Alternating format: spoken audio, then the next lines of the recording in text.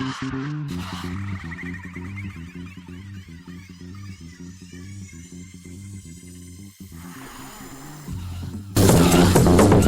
welcome into Real Deal Sports Talk with me, KP, your host, each and every time, each and every Sunday at 9 a.m. Thanks for tuning in. Thanks for listening. It's a good thing to be back. I like being out there talking sports with you guys on this NFL Sunday. We got college football bowl games getting going, UFC matches last night. We had boxing last night. A lot of things going down, but we're going to do something a little different today. We're going to, do a fan show today, the NFL fan show today. I reached out to NFL fan communities this week, and I got some responses back from mostly, surprisingly, Philadelphia fans, Detroit fans, San Francisco fans, Giants fans. So I'm going to use some of their input this week on the show. We're going to talk about what they wanted to hear talked about. And we'll do a little bit of that. We'll hit some of the headlines, of course, of other things that were going on. And we'll also talk a little bit about and preview some of the games that are going on in today's action, for sure. So how's everybody doing out there? You guys doing good? You keeping warm? Especially here locally in Colorado. It's been a cold weekend. It's going to be a cold one here today for the Broncos-Patriots game. A lot of the games across the country today are going to be chilly. So it's going to be very interesting to see how some of these games play out, how some of the passing games play out, the different excuses that are going to be given as to why things didn't work today. But it's going to be some good football. This is football weather. This is where, the men are separated from the boys, so to speak, right? The weather gets bad, and what are you going to do? Time to turn it up, time to get tough, time to make the plays, battle through, and get it done. Today's the day. It's the playoff stretch. A lot of teams face a hard stretch down as the season finishes out here with these last 3 games. Some teams don't. Like it's set up a little bit for them. They're playing, they have Chicago today. Could be the coldest game in the history of Chicago. Then they go to Minnesota, who's been struggling. But, AP, he's back. He's back. Yeah, we'll see what he's got. And then they finish at Detroit, quite possibly to decide not only who wins the division, but quite possibly to decide who goes to the playoffs and who season is over. So, easy schedule coming up for them. Other teams like my Lions, let's just talk about them for a minute.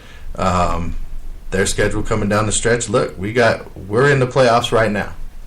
Yes, we have a 2-game lead in the division. Yes, we are sitting at currently as the 2 seed in the playoffs for the NFC side.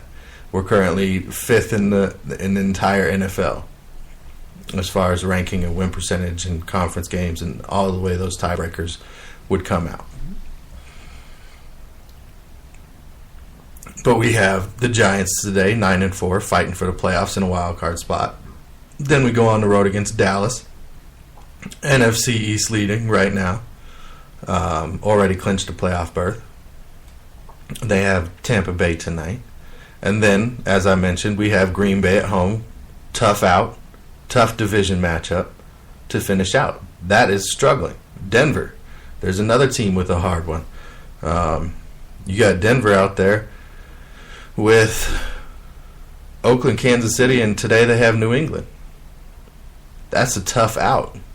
This is the time of year, and with it being cold today to kick off these last 3 games in pretty much every part of the country, it's going to be great. So, all right, let's get into it. It's fan time, the NFL fan show. Let's do some fan stuff.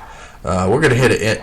We're going to hit on the Lions fan first, of course. Play a little homer. It's my show. I'm a Lions fan, so I'm going to get to some Lions stuff first. And this fan, Ryan Sikora, he got back to me and said, "In Jim Bob Cooter, I trust. So leave the offense to do its thing. Now let's talk defense. In 2014, we had the defense unit. I mean, they were number 2, I think, in 2014, to Ryan's point. Now, 2 years later, he says, we are on the lower end. We have our players like Darius Slay who perform better than expected week after week. But where should the Lions be looking to patch up the holes in our D-line?"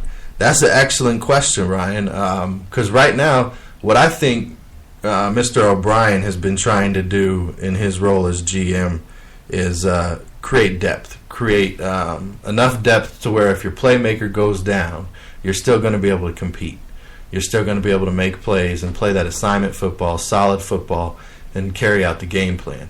And that's kind of what you're seeing this year right now as the Lions have improved to 9-4 this season. You've seen a defensive line rotation that has had a lot of injuries. Ziggy's been injured a lot this year. That ankle has really hampered him. It hasn't been healthy, even though he's been playing on it.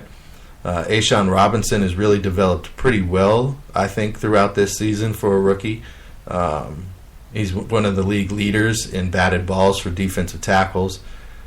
And then, Haloti Ngata, he's up there in age, but now that he's back and healthy, you're seeing his influence on that defensive line rotation get better.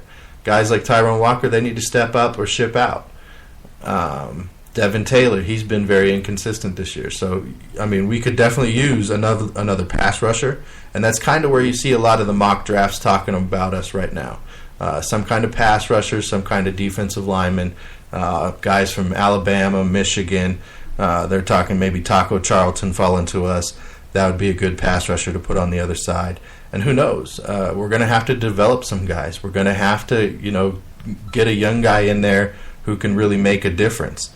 Health is going to be a big factor, like I was mentioning. We haven't had health on the defensive side of the ball, whether it's our D-line or our linebacking unit this year. So that's really hampered a defensive unit that Teryl Austin has really managed to play mistake-free football for the most part. Great tackling. We're one of the best tackling teams in the league. We don't miss tackles, and we can't. We can't afford to.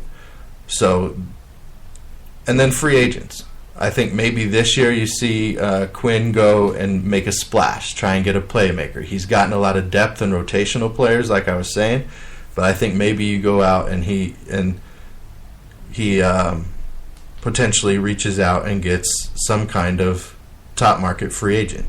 Maybe a Calais Campbell who's getting up there in age a little bit, but would be a solid player in the Lions system. Jason Pierre-Paul is going to be available. Jabril Sheard from New England, who has experience with Quinn. Nick Fairley is going to be available. He's a familiar name in Detroit. Dontre Poe is going to be out there. He could mix well next to Robinson in a middle 4-3 since he's been playing a lot of a nose up there in Kansas City. And maybe a guy like Kawann Short. Put him in a different system, a more attacking system. That is, if Teryl Austin doesn't leave as a head coach somewhere else. A lot of factors go into how this defensive scheme and line will play out for us, Ryan. But definitely appreciate you reaching out to the show. And I think that's where we got to go. We're going to have to hit the draft really good. We're going to have to continue to get depth, be healthy, and maybe get one of these bigger name free agents to come in and add some playmaking ability along with the depth that's being built. Moving on to Dean Guiducci. Sorry if I said that wrong, Dean. Dean is a Philadelphia Eagles fan. Again, thank you, Dean, for reaching out to the show, and appreciate that. He says Wentz needs weapons and a consistent defense. You know what, Dean? You are 100% right, sir. That defense has talent, and at times Jim Schwartz has had that defense playing very well, and at times that defense has disappeared. Fletcher Cox has had a very up and down season, and the pass rush there has had a very up and down season. Now, as far as the weapons for Wentz goes, I think what you're seeing there is guys that they expected to maybe flourish this year, or guys that maybe they thought would develop this year even though Chip Kelly left town. They have a Paul Turner, a Nelson Aguilar. They have Ryan Matthews, who expectations for Ryan Matthews were pretty large, and he is a very inconsistent guy. He can go get you 150 yards one game and then disappear for 6 weeks, or just turn into a guy who fumbles the whole time. Nelson Aguilar really hasn't come around as one of Chip Kelly's picks there. Darren Sproles, he's an older guy. He's doing what he's doing. That concussion could hold him back some. That nasty hit he took last week. Jordan Matthews, inconsistent. Sometimes great hands. Sometimes he's, got the short arm drop-itis. Zach Ertz, pretty solid tight end. He's not your playmaking guy, but he's pretty solid tight end. And then they brought in Darrell Beckham Green. Maybe thought different environment would help him out. Didn't work out there for him in Tennessee. We know he had the problems that he had in college. We know he's athletically gifted and all that good stuff. But yes, those guys right now are not weapons. They're tools, they're pieces, they're out there. But for this young quarterback who showed a lot of talent at the beginning of the season in that 5-0 stretch before they ran into the Lions, they need weapons. And as far as the consistent D, yeah, it needs, again, back to the consistent D. They're anywhere from giving away 12 to 15 points a game when they win to giving away 20 to 28 points a game when they lose.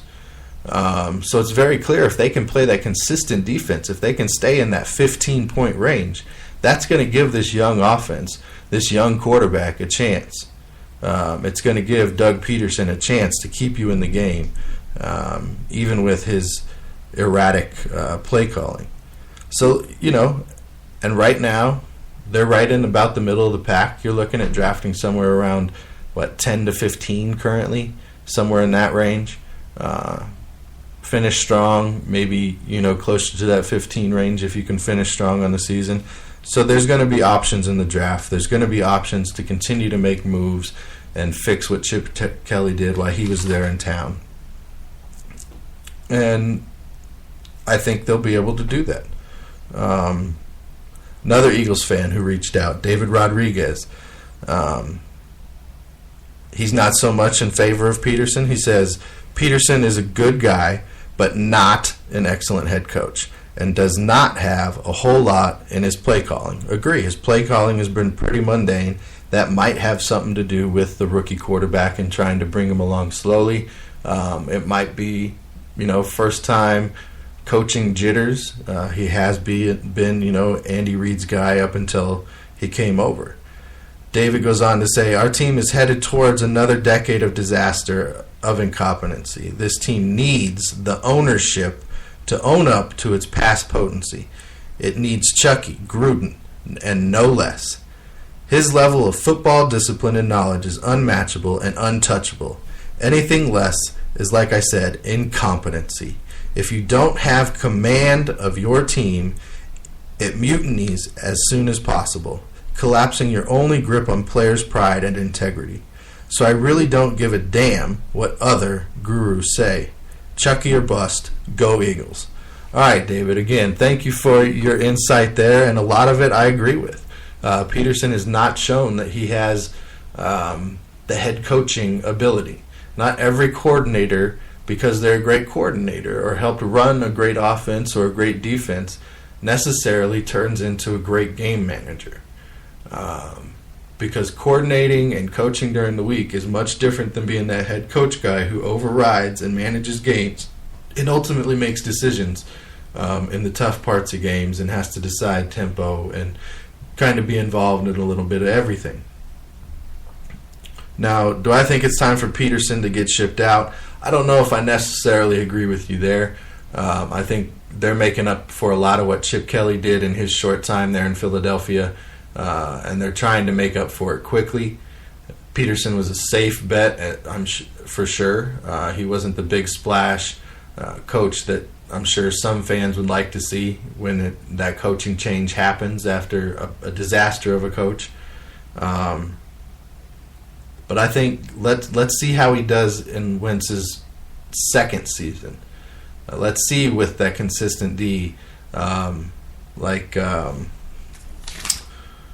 Dean was referring to. Let's see if they had some consistent D and a couple more playmakers, what they could do if they open up that offense a little more. If a guy like Ryan Matthews was a little more consistent carrying the ball.